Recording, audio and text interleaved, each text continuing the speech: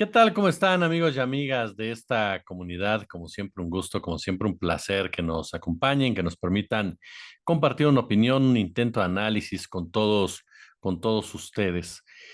Una de las narrativas, de las descripciones, de las declaraciones que se hacían en torno a la figura de Andrés Manuel López Obrador tenía que ver con el tema económico.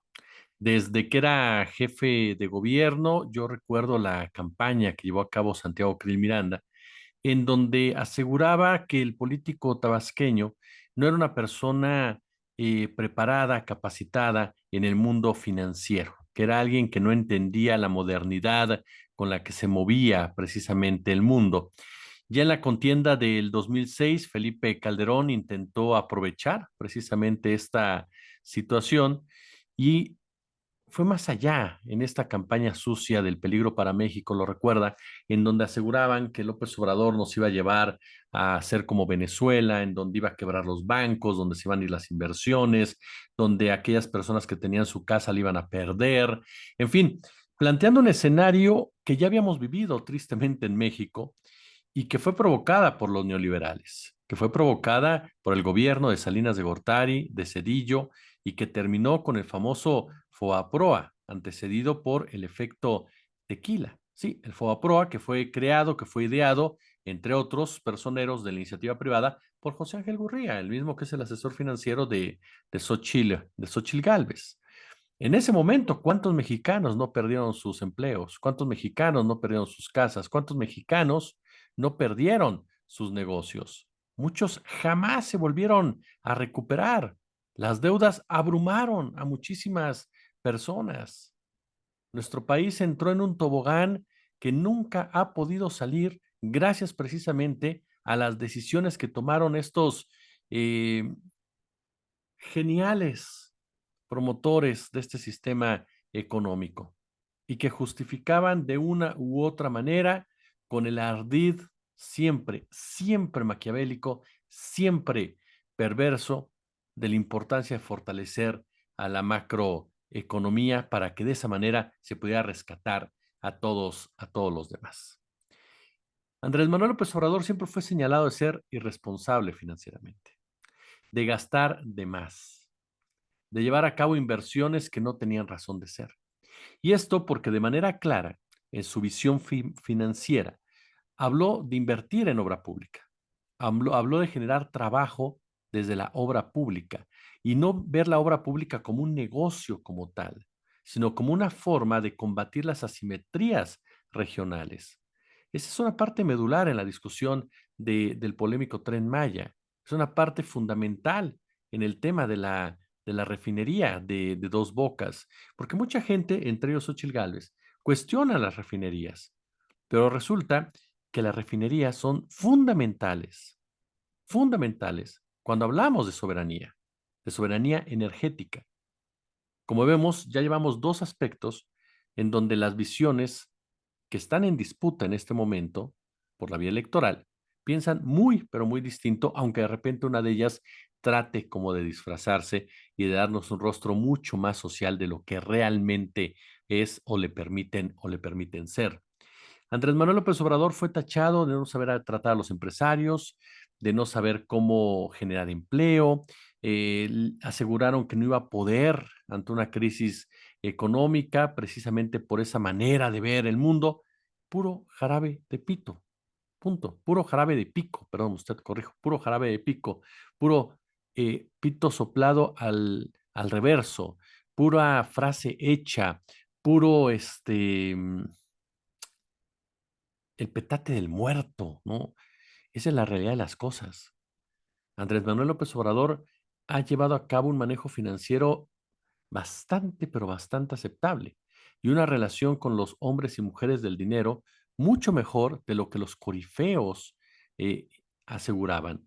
¿Dónde quedaron todos esos pronósticos de David Páramo, de Arturo Celis, Darío Celis, de Arturo Dan, de Carlos Mota, en donde aseguraban que para este momento el país estaría hundido en una crisis financiera de la cual sería imposible levantarnos y que este político tabasqueño creyente del humanismo y de apostar por los pobres, iba a destruir todo lo que habíamos ganado en tantos años de sacrificio y en tantos años de ir construyendo instituciones, fuerza de trabajo, inversiones y demás.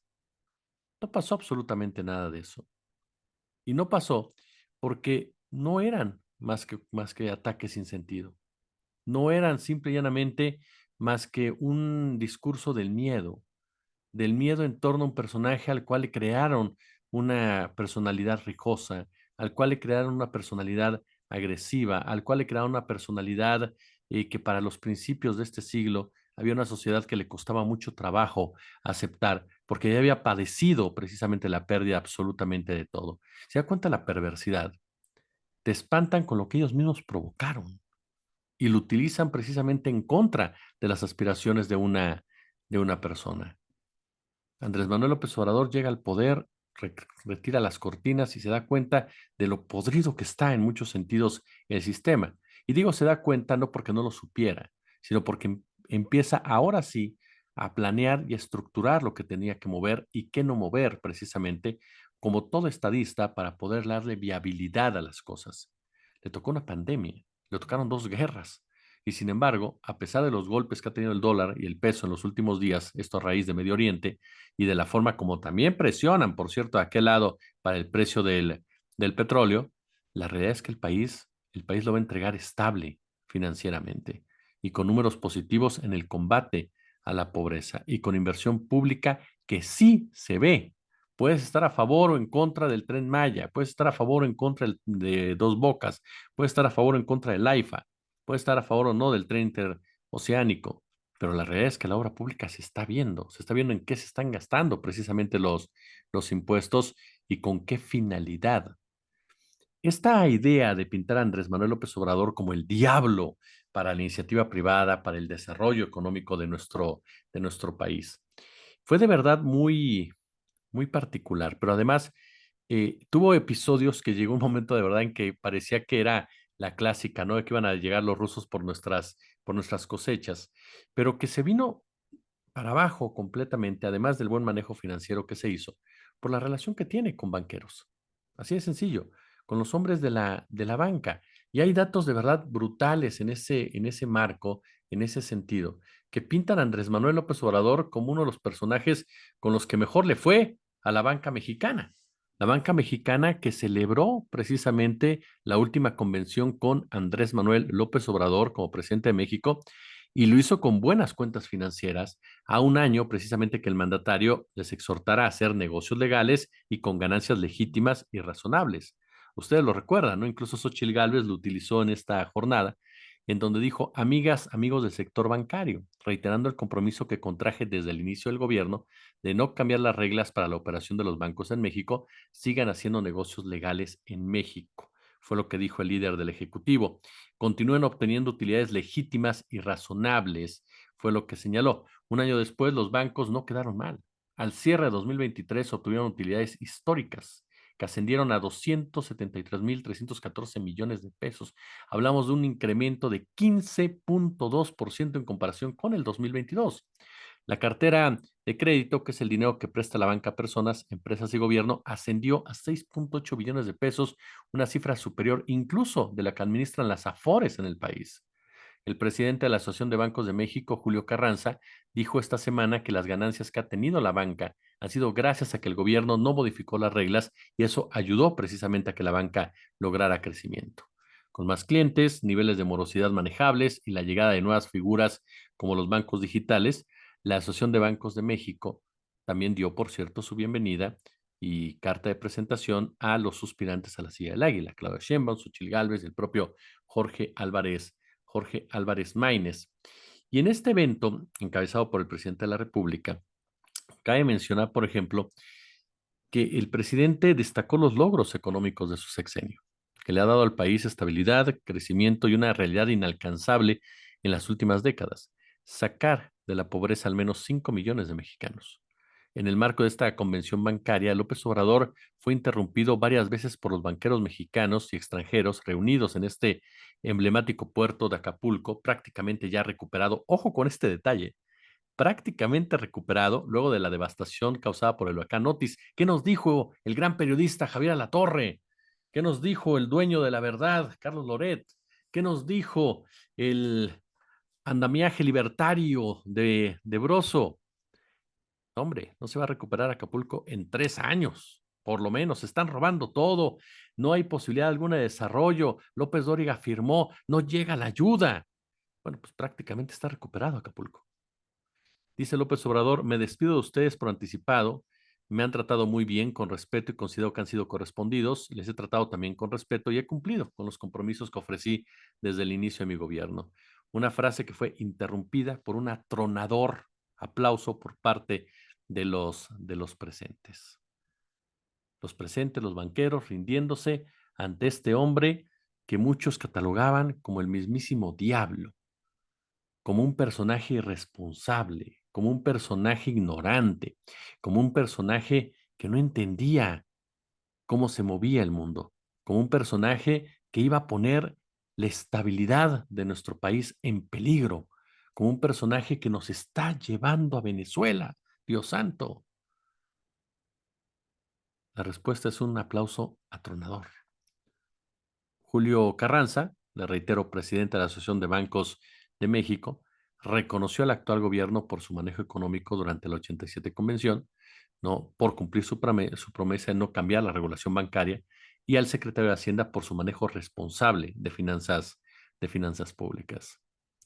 Es decir, sin duda, el tema de la seguridad es un tema fundamental para todos los mexicanos.